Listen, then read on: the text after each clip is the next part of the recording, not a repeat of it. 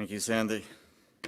I mentioned earlier, for those that are following with the symposium booklet, unfortunately, Sue Gardner is unable to join us today, so we will not be able to hear her presentation.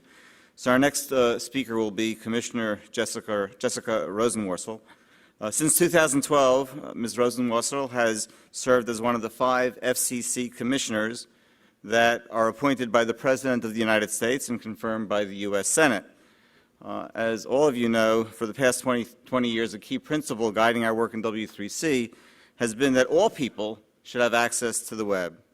And in the next presentation, FCC Commissioner Rosenworcel will ask the question, how can we harness the power of the web and all the technologies it enables to knock down the remaining walls of exclusion that keep people with disabilities from participating fully in modern civic, social, and economic life. Her talk is entitled Access for All. Please welcome Commissioner Rosenworcel.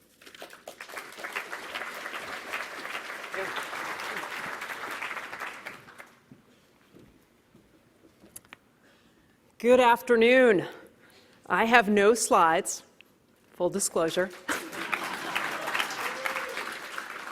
But I am really happy to be here with you and celebrating the 20th anniversary of the World Wide Web Consortium. And as Vint Cerf mentioned at the outset, we are here also celebrating another anniversary. This year, the web turned 25. And Tim Berners-Lee, who bears some responsibility for this and is also our host today, gave a talk earlier this year, a TED Talk, of course, and asked that we mark this occasion by coming up with a Magna Carta for the web.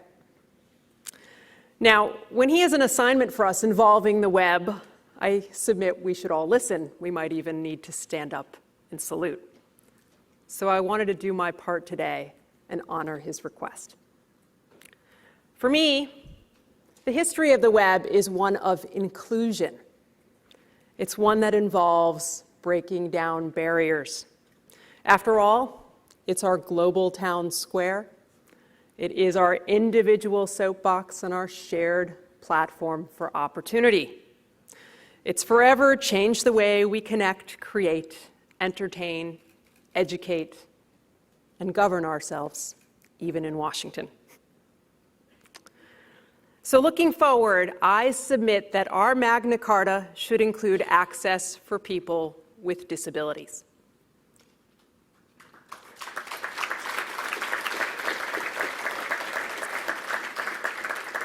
Now, to put it another way, using W3C's basic premise, the web is for everyone. So how are we going to harness the power of the web and all the technologies it enables to knock down the remaining walls of exclusion that keep people with disabilities from participating fully in modern civic, social, and economic life? Well, that's a big question, and I certainly don't have all the answers. But I do have some ideas. And these ideas have to do with 3 things: Stevie Wonder, optical character recognition, and the Kingdom of Bahrain. And now that I've confused you, because those things sound like they have absolutely nothing in common, I'm going to ask that you stick with me, and I'll show you that they do.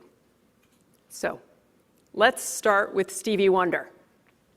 A few weeks ago, Stevie Wonder visited me in my job in my office at the Federal Communications Commission. Now, I think I have a pretty cool job. I get to meet a lot of interesting people, but legendary musicians are not usually among them. In this case, though, you need to know that Stevie Wonder is not just a legendary musician.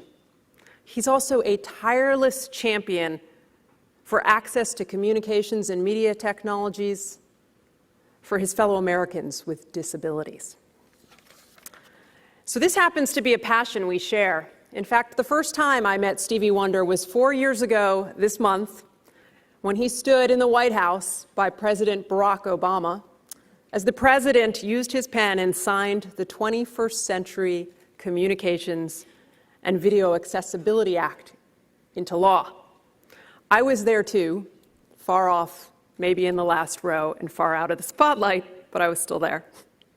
And I was there because I had the privilege of working on this legislation when I served as counsel to the United States Senate. Now, if you haven't heard of this law, you should, because what this law does is really big. It builds on the Americans with Disabilities Act. That means for the 54 million Americans with disabilities, it pries open new opportunity for the internet era. And I'm always going to be proud that I had the opportunity in a very small way to help participate in the passage of this law. But I'm actually prouder still of the work that the FCC has done to implement this law.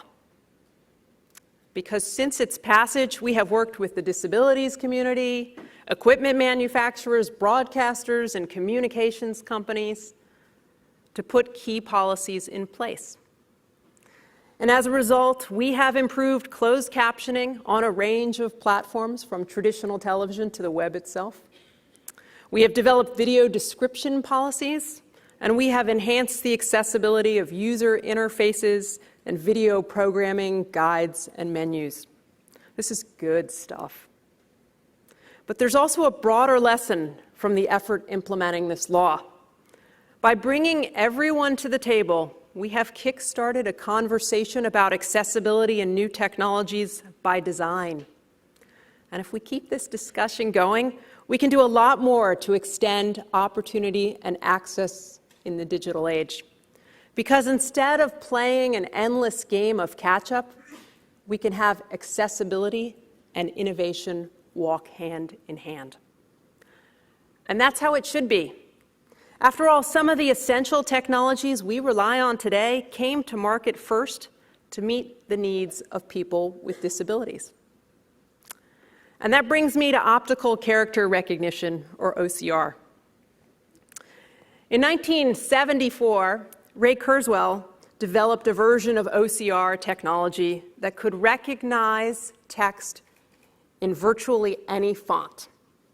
So he knew this was powerful. But he was struggling to identify practical applications. And as the story goes, then one day he sat next to a blind man on a plane. And this individual told him that one of the biggest challenges and obstacles he faced was not being able to read printed material. So that's a chance encounter. But it inspired him to use that OmniFont OCR to create a reading machine for the blind. And he set off to build this reading machine. But to make it work, he first had to develop a specialized flatbed scanner and a text-to-speech synthesizer. And by 1976, he combined those technologies with his OCR development, and he unveiled the first successful reading machine for the blind. But it's important to know the story doesn't end there.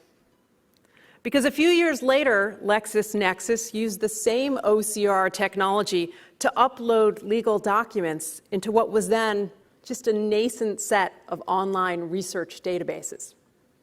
And over time, more use cases emerged. In fact, flatbed scanners with OCR technology are probably in every office that everyone here works in today. And OCR software that recognizes many fonts has actually been used to digitize tens of millions of books, put them online, and make them searchable.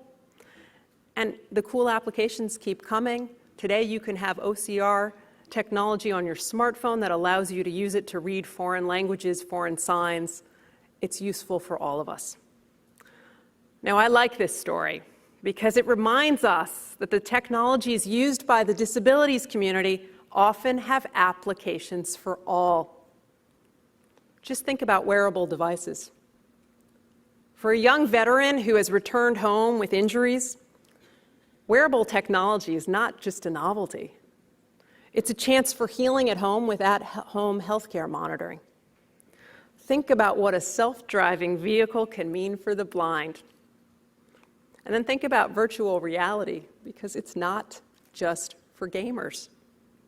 It's already been put to use to teach new wheelchair users how to navigate a virtual world before putting those skills to use in the real world. And then you can think about the Internet of Things, where billions of sensors communicate with one another wirelessly.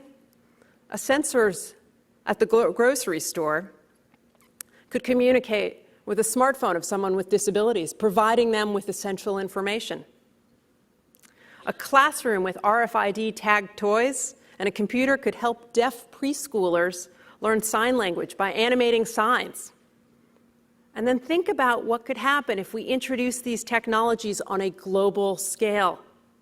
The possibilities for accessibility, they're endless. Which brings me to Bahrain. Now, I'll save you from looking it up on a map.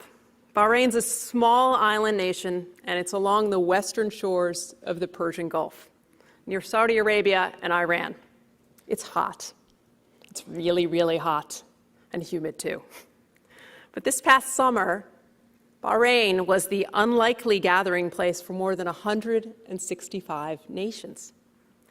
These countries came together for the Global Symposium for Regulators, which is organized by the International Telecommunications Union. Now, as you might imagine at these kind of fora, the regulators get together and talk about spectrum, talk about broadband, we talk about adoption, deployment, competition, and rural communications. But for the first time ever, at a meeting like this, the United States decided we were going to convene a session on disabilities access.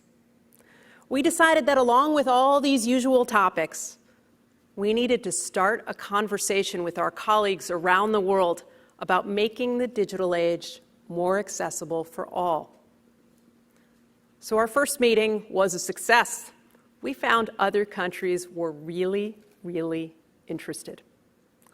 We talked at length about what we did in the United States to implement that law I talked about at the start, the 21st Century Communications and Video Accessibility Act. We offered to share our lessons learned. After all, there's no need for other nations to reinvent the wheel. And there are scale economies that our policies help develop that we want to give to other nations so they can borrow them and help make them grow. Now, going forward, I think we need to hold sessions like this at every gathering like this of the world's communications ministers and regulatory officials. Because if we convene these discussions every time we participate in international meetings, I believe in a few years we will see change at a global level. So that's Stevie Wonder, optical character recognition, and Bahrain. Strange bedfellows, but I think together they tell a story, which I'll summarize for you. We need to put in place policies that extend access to all in the digital age. We need to recognize the broader market opportunities that accessible technologies can create. And we need to push these policies and innovations out across the world.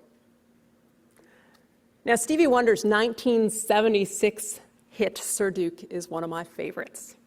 And if I had anything like a singing voice, I would offer it to you now, but I'm going to spare you my vocal musings. And let me just share with you the lyrics, which might be familiar.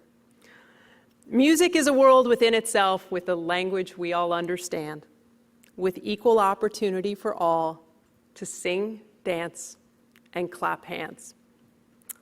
Today, let's commit to making the web and the technologies it enables a world with a language we all understand, with equal opportunity for all to create, participate, and take a stand. That's my Magna Carta for the web. Thank you.